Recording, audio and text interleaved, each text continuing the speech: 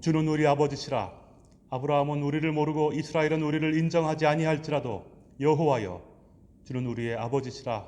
옛날부터 주의 이름을 우리의 구속자라 하셨거늘 여호와여, 어찌하여 우리로 주의 길에서 떠나게 하시며 우리의 마음을 완고하게 하사 주를 경외하지 않게 하시나이까. 원하건대 주의 종들 곧 주의 기업인 지파들을 위하여 돌아오시옵소서. 주의 거룩한 백성이 땅을 차지한 지 오래지 아니하여서 우리의 원수가 주의 성소를 유린하였사오니 우리는 주의 다스림을 받지 못하는 자 같으며 주의 이름으로 일컬음을 받지 못하는 자 같이 되었나이다. 아멘.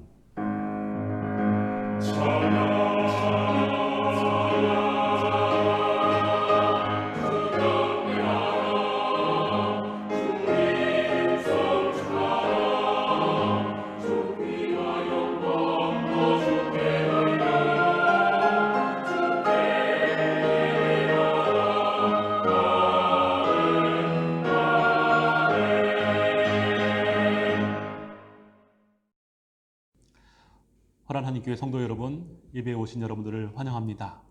오늘은 12월 13일 대강절 셋째 주일입니다. 바울 선생께서 각 교회에게 주시는 인사말씀, 하나님의 인사말씀을 제가 대독해 드립니다. 이곳에는 하나님의 교회 곧 그리스도 예수 안에서 거룩하여지고 성도라 부르심을 받은 자들과 또 각 처에서 우리의 주 곧 그들과 우리의 주 되시는 예수 그리스도의 이름을 부르는 모든 자들에게 하나님 우리 아버지와 우리 주 예수 그리스도로 조차 은혜와 평강이 있기를 기원합니다. 아멘. 함께 104장 대강절 찬송 드리겠습니다.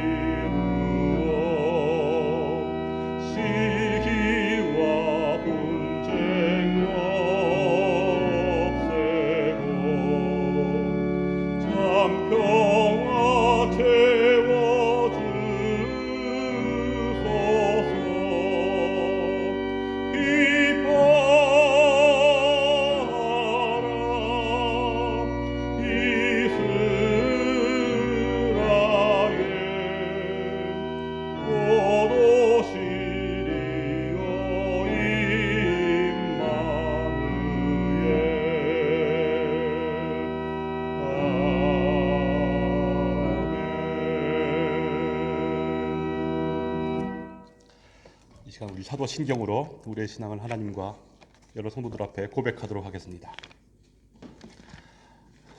전능하사 천지를 만드신 하나님 아버지를 내가 믿사오며 그 외아들 우리 주 예수 그리스도를 믿사오니 이는 성령으로 잉태하사 동정녀 마리아에게 나시고 본디오 빌라도에게 고난을 받으사 십자가에 못 박혀 죽으시고 장사한 지 사흘 만에 죽은 자 가운데서 다시 살아나시며 하늘에 오르사 전능하신 하나님 우편에 앉아 계시다가 저리로서 산 자와 죽은 자를 심판하러 오시리라.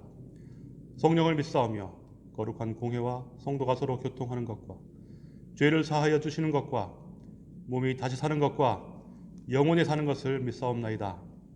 아멘. 성시교독 117번 구주강림 세 번째입니다.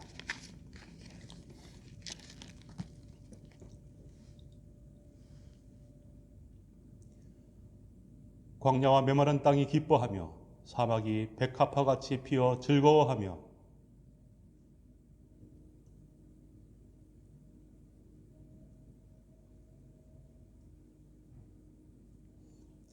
그것들이 여호와의 영광 곧 우리 하나님의 아름다움을 보리로다.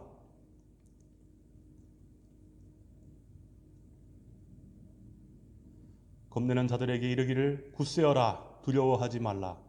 보라 너희 하나님이 오사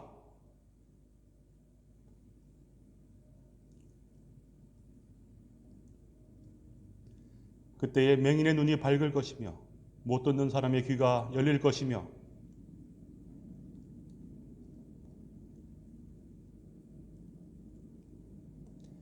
이는 광야에서 물이 솟겠고 사막에서 시내가 흐를 것임이라.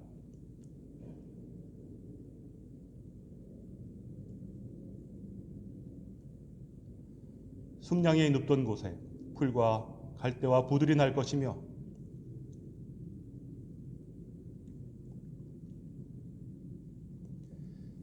깨끗하지 못한 자는 지나가지 못하겠고 오직 구속함을 입은 자들을 위하여 있게 될 것이라.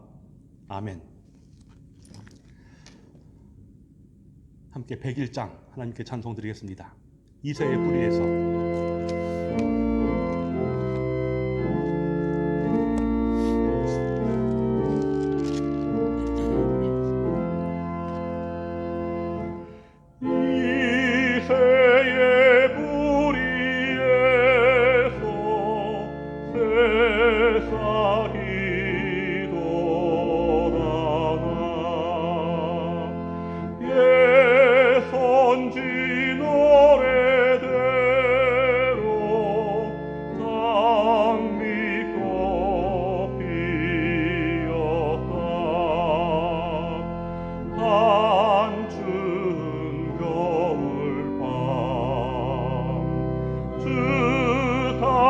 탄생하시니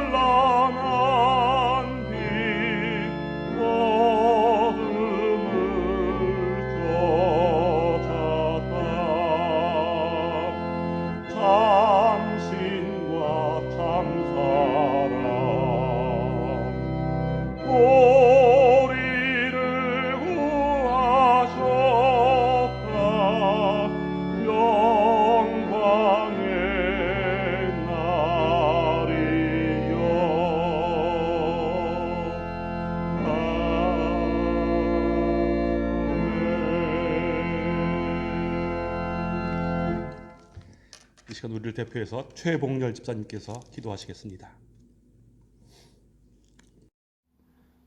지극히 작은 자로 믿음을 겸비한 사랑으로 섬기는 교회와 성도가 되게 하옵소서. 환난 가운데 저희를 더욱 강하게 하시고 구부러지고 험난한 저희 인생길에 힘들 때 쉬게 하시고 상한 마음에 위로와 평안을 허락하시고 참 생명과 천국의 소망을 주시어 거듭난 백성이 되어 살게 하심을 감사드립니다. 하나님 아버지, 이 시간 주일을 맞이하여 저희가 비록 한자리에 모일 수 없지만 온라인 예배를 통하여서 흐트러진 저희를 하나로 모이게 하심을 감사드립니다. 이 시간 신령과 진정으로 예배에 임하도록 성령께서 저희들을 주장하시고 역사하여 주시옵소서. 사랑의 하나님, 2020년이 머무는 마지막 한 달, 어느새 성탄절이 가까워오고 있습니다. 평년 같으면 성탄 준비로 분주하였던 12월, 예배당이 문을 닫고 정상적인 예배 및 교회 활동이 성도 간의 교제가 어려워진 상황이 되었습니다. 하지만 가장 두렵고 부끄러운 것은 교회의 계획된 활동이 멈추었다기보다 이제 너무도 편리한 신앙생활에 익숙해져가는, 게으르고 무력해져가는 교회에 다녔었던 사람으로 비춰진 저의 모습이 아닐까 합니다. 아버지, 저희들 이 모습 이대로 주님의 오심을 맞이할 수 없음을 깨닫습니다. 아버지, 저희를 불쌍히 여기사 긍휼을 베풀어 주시옵소서. 점점 나태해져 멀어져가는 믿음 생활의 마음과 행동을 바로잡게 하시고 균형 잡힌 신실한 모습으로 주님의 오심을 기뻐할 수 있는 저희들 되게 하옵소서. 저희에게 찾아와 주신 하나님의 사랑, 저희를 대신하여 죄값을 지불하신 그리스도의 피 묻은 십자가를 항상 기억하게 하옵소서.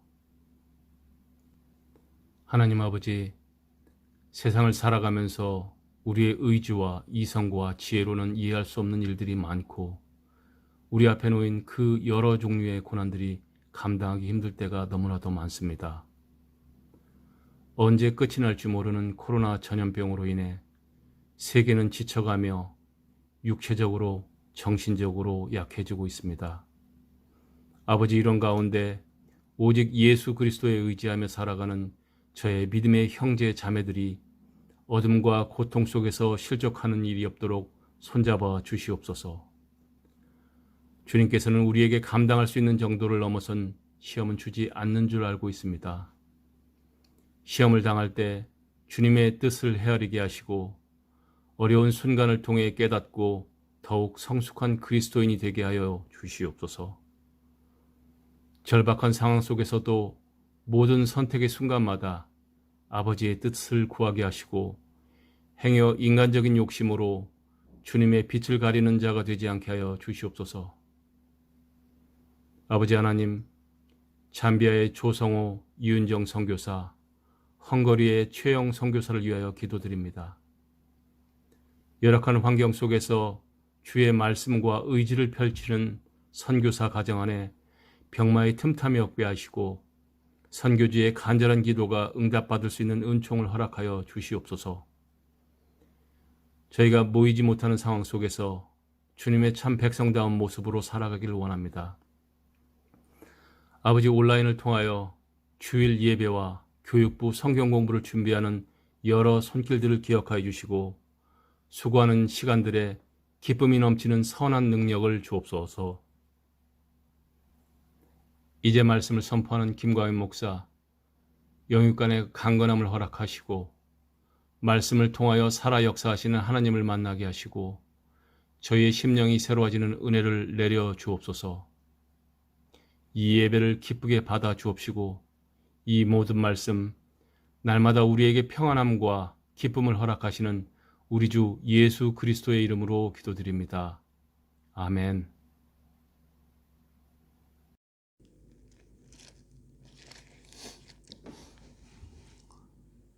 오늘 우리에게 주시는 하나님의 말씀, 요한복음 4장 43절에서 54절까지입니다. 요한복음 4장 43절에서 54절까지입니다.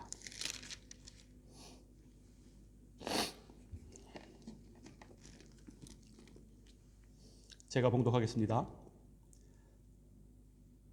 이틀이 지나매 예수께서 거기를 떠나 갈릴리로 가시며 친히 증언하시기를 선지자가 고향에서는 높임을 받지 못한다 하시고 갈릴리에 이르심에 갈릴리인들이 그를 영접하니 이는 자기들도 명절에 갔다가 예수께서 명절 중 예루살렘에서 하신 일들을 보았음이로라. 예수께서 다시 갈릴리 가나에 이르시니 전에 물로 포도주를 만드신 곳이라. 왕의 신하가 있어 그의 아들이 가버나움에서 병들었더니 그가 예수께서 유대로부터 갈릴리로 오셨다는 것을 듣고 가서 청하되 내려오셔서 내 아들의 병을 고쳐 주소서 하니 그가 거의 죽게 되었음이라. 예수께서 이르시되 너희는 표적과 기사를 보지 못하면 도무지 믿지 아니하리라. 신하가 이르되 주여 내 아이가 죽기 전에 내려오소서. 예수께서 이르시되 가라 내 아들이 살아있다 하시니 그 사람이 예수께서 하신 말씀을 믿고 가더니 내려가는 길에서 그 종들이 오다가 만나서 아이가 살아있다 하거늘 그 낫기 시작한 때를 물은즉 어제 7시에 열기가 떨어졌나이다 하는지라. 그의 아버지가 예수께서 내 아들이 살아있다 말씀하신 그 때인 줄 알고 자기와 온 집안이 다 믿으니라. 이것은 예수께서 유대에서 갈릴리로 오신 후에 행하신 두 번째 표적이니라. 아멘.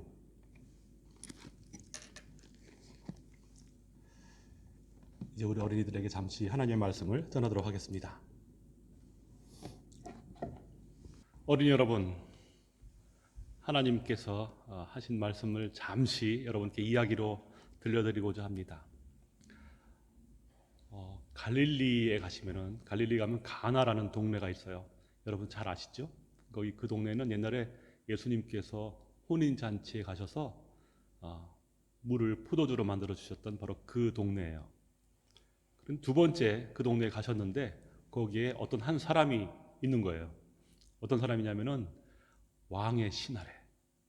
오늘날로 말하면은 높은 사람인 거예요. 그 사람이 와서 예수님께 이렇게 간청을 하고 있습니다. 예수님, 우리 아들이 지금 아파요. 어디 있는데? 저기 밑에 가버나움이라는 동네에 있어요. 가버나움하고 지금 이 일이 일어나고 있는 가나하고는 해발로 한 1000m 이상 차이 나는 그러한 바다 높이로 해서 여기는 높은 데 있고 저기는 저 밑에 있어요. 저 밑에 있어요. 그래? 예수님 좀 고쳐주세요.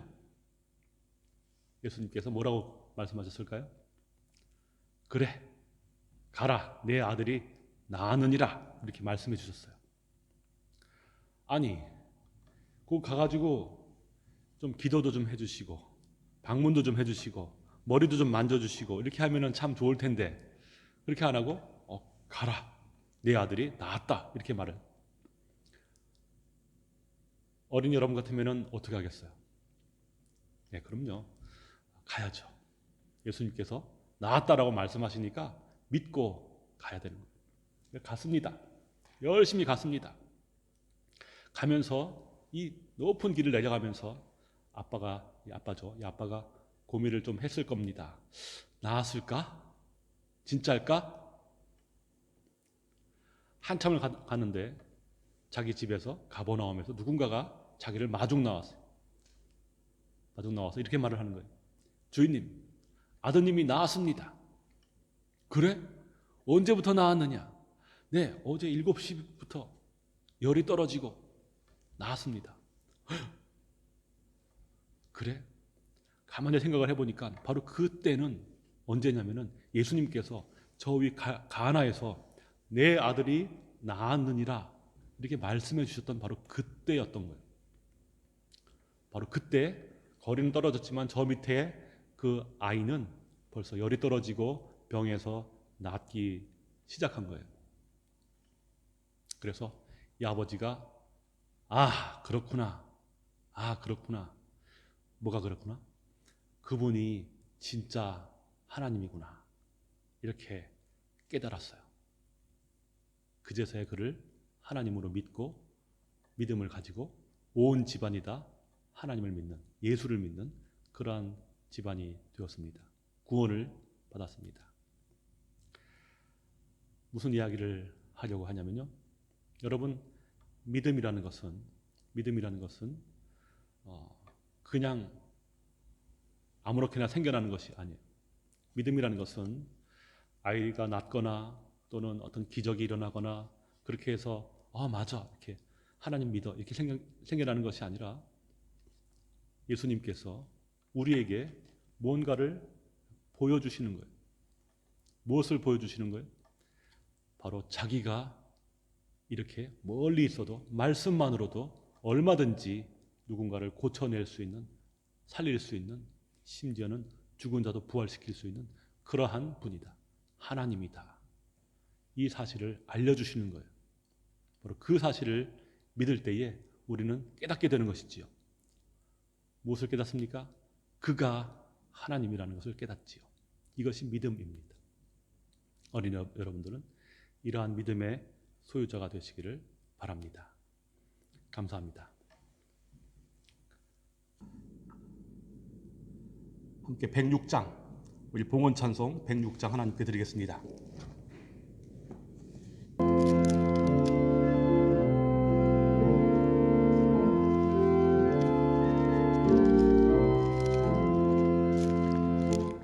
아기 예수 나셨네 비리 불고 솟구치며 주를 찬양하여라. 아기 예수 나셨네 예언자가 말했네 구주 예수 나신다고 세세토록 영원히 아기 예수 찬양해. 아기 예수 나셨네 비리 불고 솟구치며 주를 찬양하여라. 아기 예수 나셨네 사랑스런 예수님 완전하고 순전한 주 흠이 없고 순결한 자비로운 구세주. 아기 예수 나셨네 비리 불고 솟구치며 주를 찬양하여라.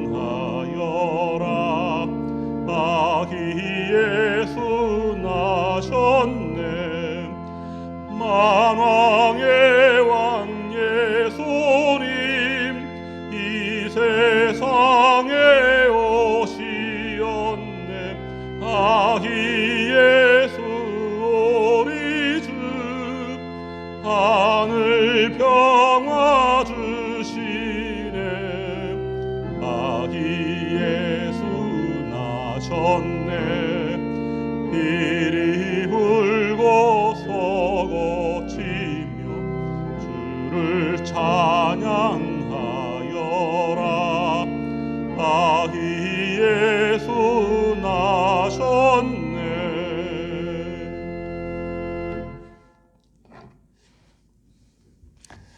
가버나움의 병든 아들이라는 제목으로 여러분께 말씀을 전하도록 하겠습니다.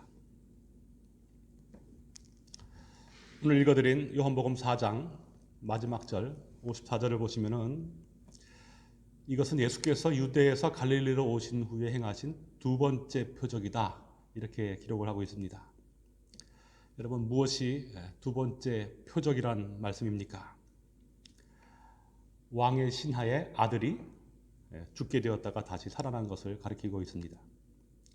이것이 두 번째 표적이라면은 첫 번째 표적도 있지요.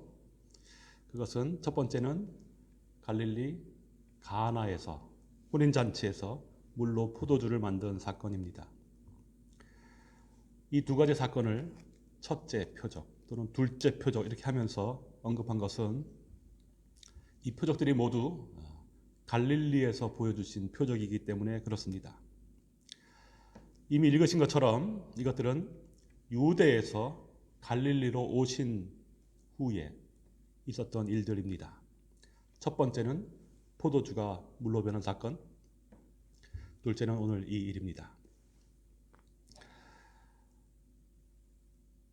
명절에 예루살렘에 올라가셨다가 사마리아를 통과해서 다시 자기 고향이지요, 나사렛으로 돌아오셨을 때, 그 근처에 있던 가나에 가셨을 때 특별히 이 첫 번째와 두 번째 표적들이 일어났다, 이런 말씀을 하고 있는 것입니다.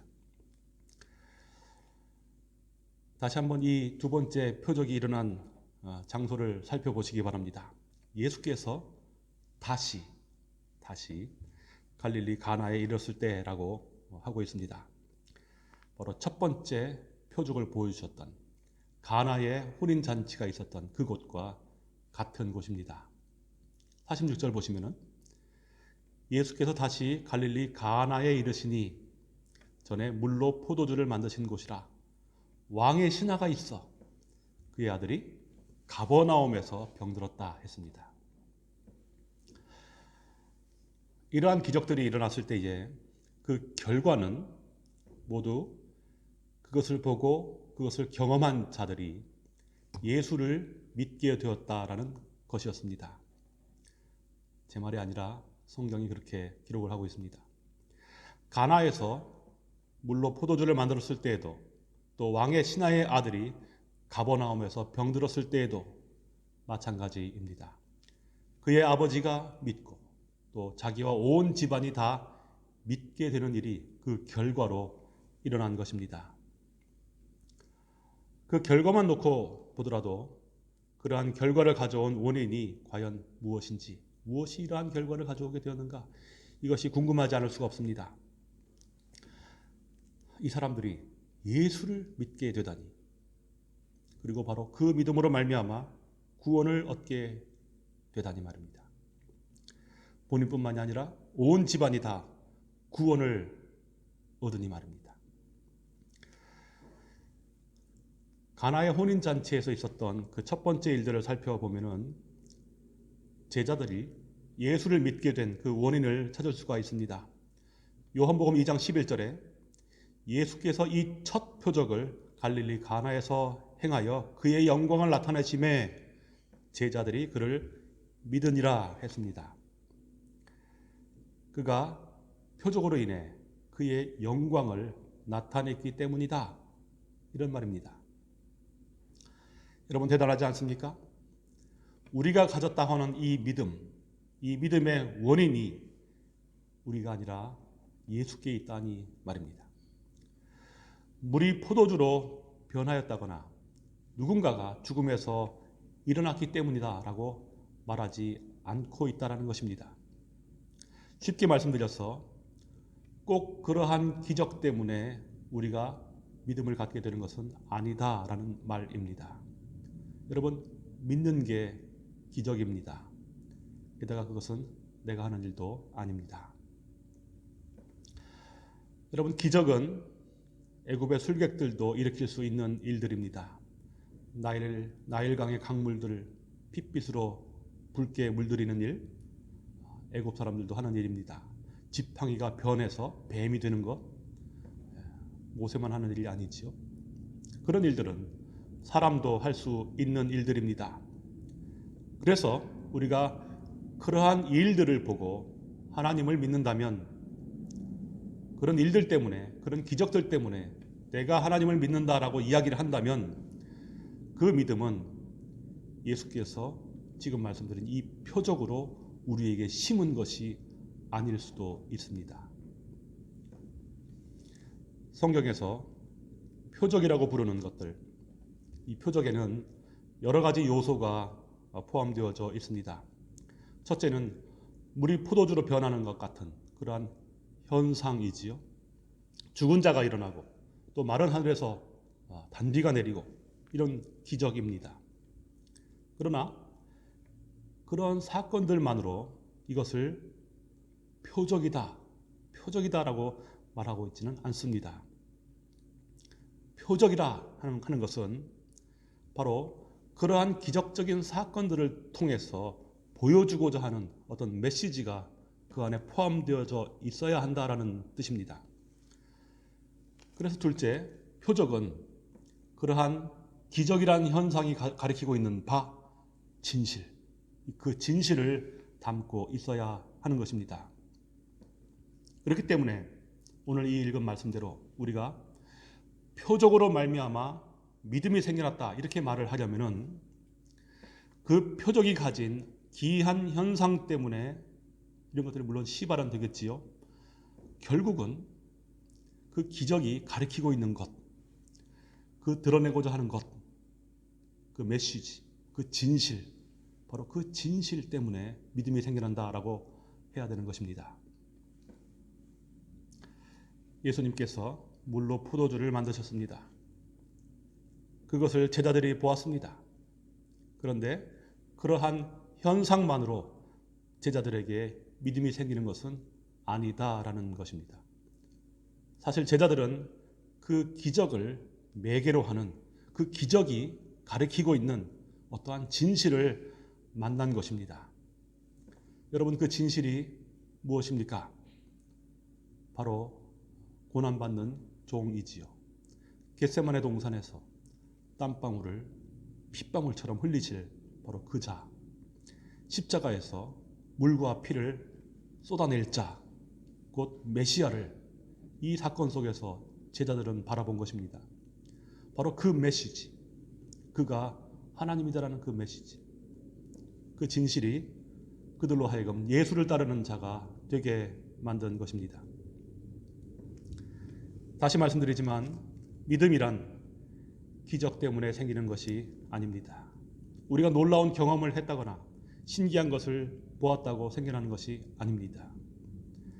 그 경험과 기적을 타고 계시되는 하나님의 말씀 때문에 생겨나는 것입니다. 그래서 우리는 어떤 기적과도 같은 그런 사건들 속에서 그 사건이 가리키고 있는 표적, 곧 하나님을 만나야 하는 것입니다. 너무나 잘 아시는 바와 마찬가지로 우리가 어느 누군가를 신뢰하게 되는 그런 과정만 보아도 그렇습니다. 어떤 사람이 시청 앞 광장에서 놀라운 퍼포먼스를 벌였습니다. 모르는 사람입니다. 그런데 그가 그러한 놀라운 일을 했다고 그를 당장 집안에 들일 수는 없는 것이지요. 물론 그 퍼포먼스가, 그 기적이 계기가 될 수는 있겠습니다. 그러나 그를 신뢰하기까지 많은 시간들과 많은 다른 것들이 필요한 것입니다. 특히 사람과 사람 사이의 관계에서는 더욱 그렇습니다. 상대방과의 많은 인격적인 교류가 있어야 하고 또 반복적으로 그가 신뢰할 만한 그런 자인지가 입증되어야만 할 것입니다. 특별히 그가 평소에도 약속을 잘 지키는 자인지, 그리고 그 약속을 지키기 위해서 노력하고 애쓰는 그런 자인지 증명되어야만 하는 것입니다. 그렇게 해서 우리는 차츰 조금씩 상대방에게 신뢰를 쌓아가는 것이지요. 우리가 말하는 믿음은 이러한 신뢰를 바탕으로 하고 있습니다. 만약 우리의 이 믿음이 어느 하나 기적적인 사건 때문에 생겨나게 된 그런 것들이라면 그것은 아직 위험한 수준에 있다라고 하겠습니다. 잠깐 누군가 우리의 눈을 속인다 해도 우리가 그들을 믿는다라고 이야기할 수 있기 때문에 그렇습니다.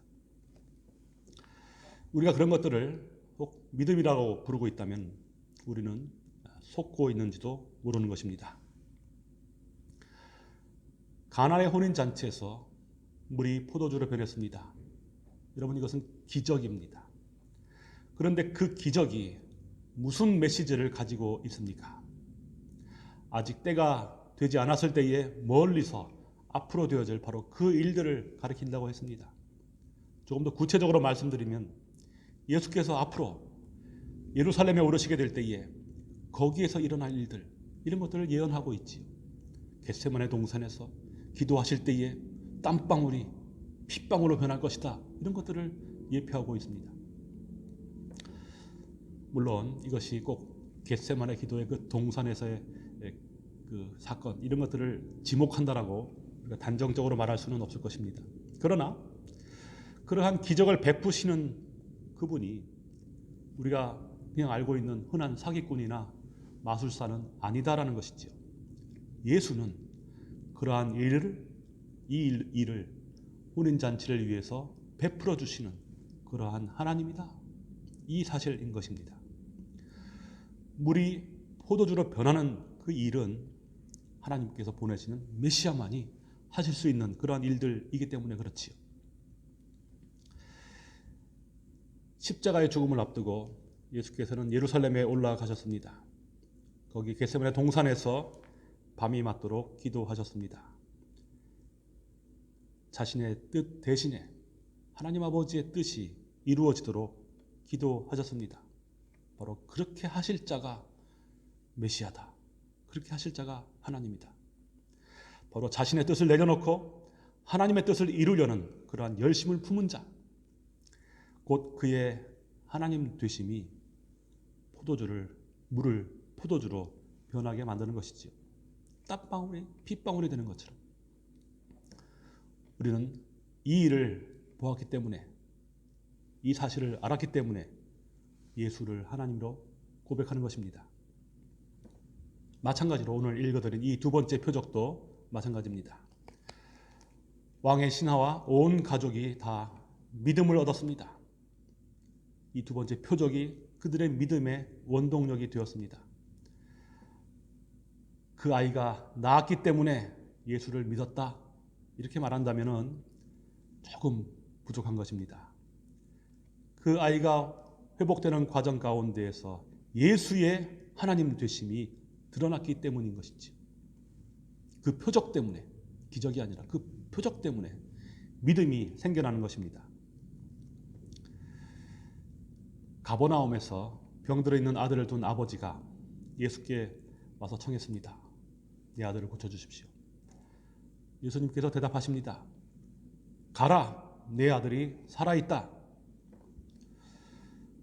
이 말씀을 들을 때만 하더라도 그 아버지에게는 지금까지 우리가 말한 그 믿음이란 것이 부족한 그러한 상태였습니다. 물론 기록상으로는 그 사람이 예수께서 하신 말씀을 믿고 가더라 했습니다. 그러나 정말 그것이 그가 믿은 증거입니까? 그가 그 가나에서 예수의 말씀을 믿었겠습니까? 그가 믿었더라면 그가 그 자리에서 발길을 옮겨서 자기 아들이 있는 가버나움으로 내려갔겠습니까? 여러분 혹시 로마 백부장 이야기를 아십니까? 마태복음 8장에 보시면은 로마 사람이지요. 한 백부장이 와서 자기 부하가 병들었다고 예수님께 이야기를 합니다. 그가 예수님께 와서 내 부하 좀 고쳐주십시오. 이렇게 얘기를 하니까 예수님께서 언뜻 이렇게 말씀하십니다. 내가 가서 고쳐주마. 그때 그 백부장이 무슨 말을 했습니까? 주여 내 집에 들어오심을 감당치 못하겠사오니 말씀만 하옵소서. 그리하면 내 하인이 낫겠나이다. 말씀만 하시옵소서. 예수께서 이 일을 보시고 놀라워하셨지요. 내가 진실로 진실로 너희에게 이르노니 이스라엘 중 아무에게서도 이만한 믿음을 만나보지 못하노라. 바로 그에게 있는 믿음을 보고 예수도 놀라셨습니다.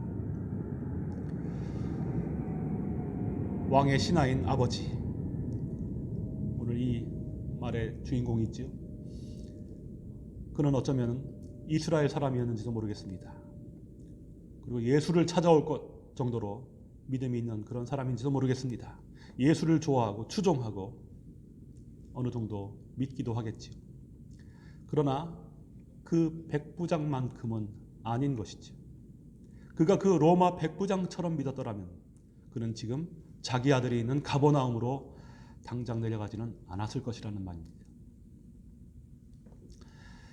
지금 우리가 말하는 믿음이라는 것, 이것은 효과적인 믿음, 구원하는 믿음, 곧 백부장의 믿음을 가리키고 있는 것입니다. 자기도 구원하고 자기의 부하도 구원하고 자기의 온 집안도 구원하는 그러한 참된 능력 있는 믿음을 말하고 있는 것입니다.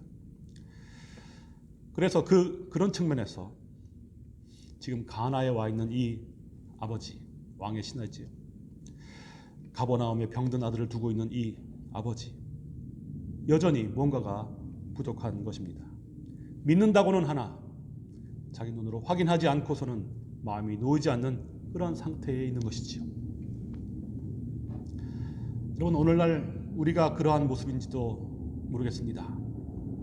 우리는 그 아버지처럼 예수를 찾아가서 내 아들을 고쳐달라 간청도 해야 되고, 내 아이가 죽기 전에 내려오소서라고 독촉도 해야 하고, 그런 자들은 아닌가.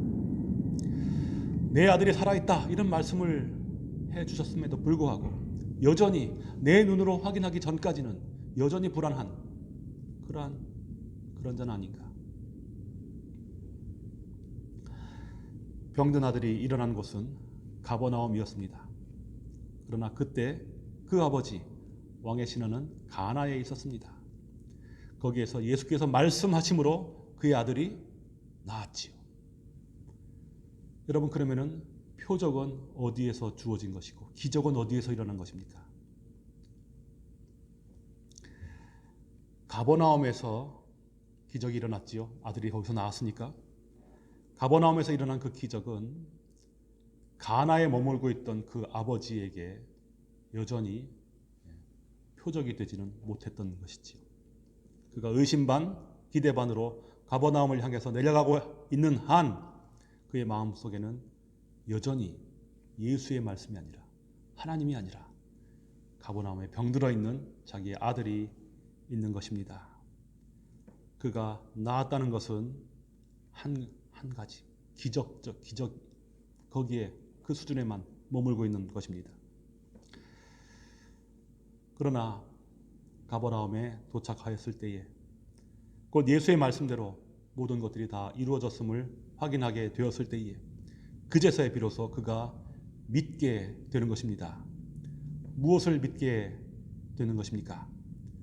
그 기적이 가리키고 있는 바 바로 이 표적, 곧 그렇게 말씀하시던 가나의 그분이 하나님이셨다라는 그 사실입니다.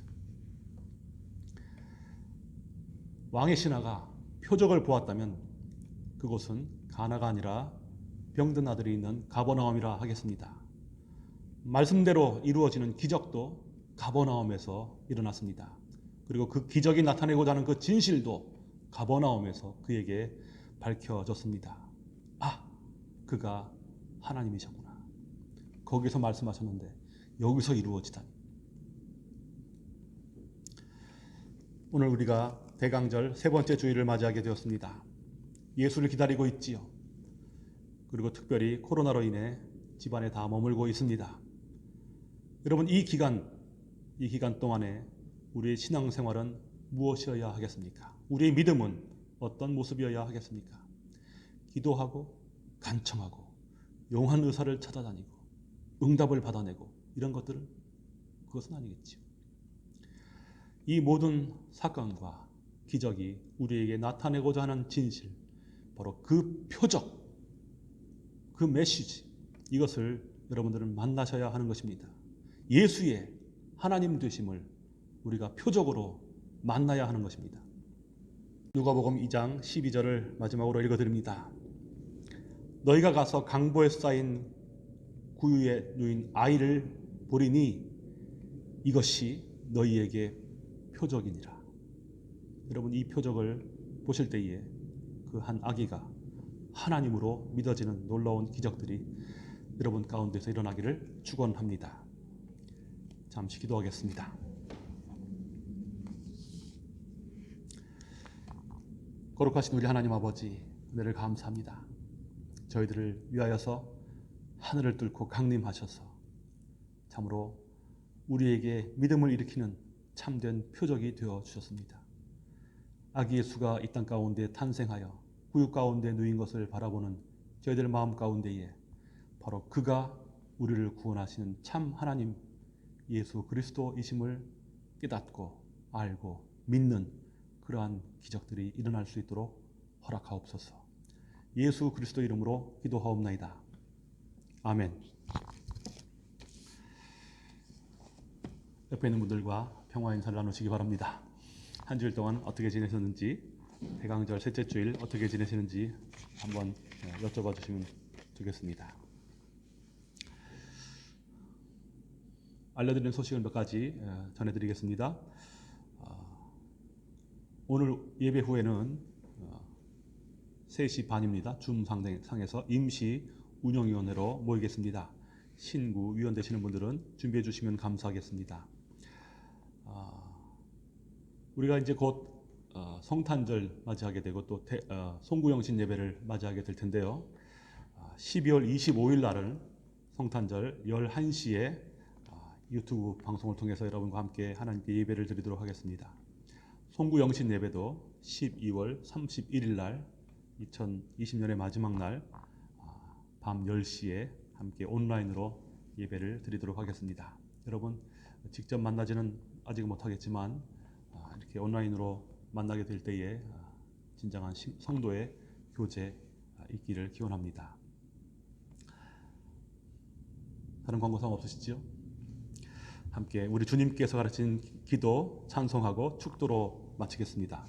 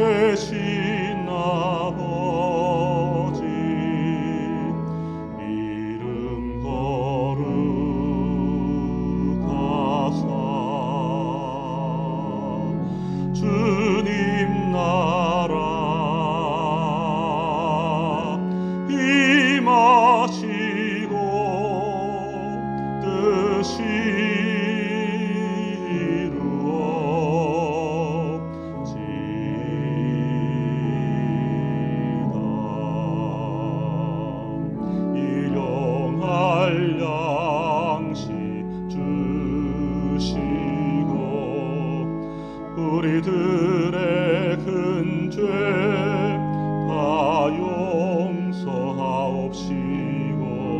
또 시험에 들게 마시고 악에서 구원하소서. 대개 주의 나라 주의 권세 주의 영광 영원히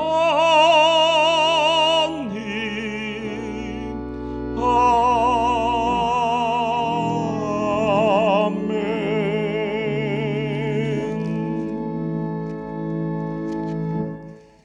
하나님의 복을 가지고 나아가시기를 바랍니다.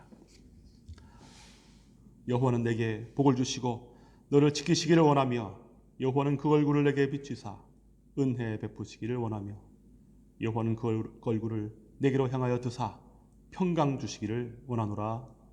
아멘.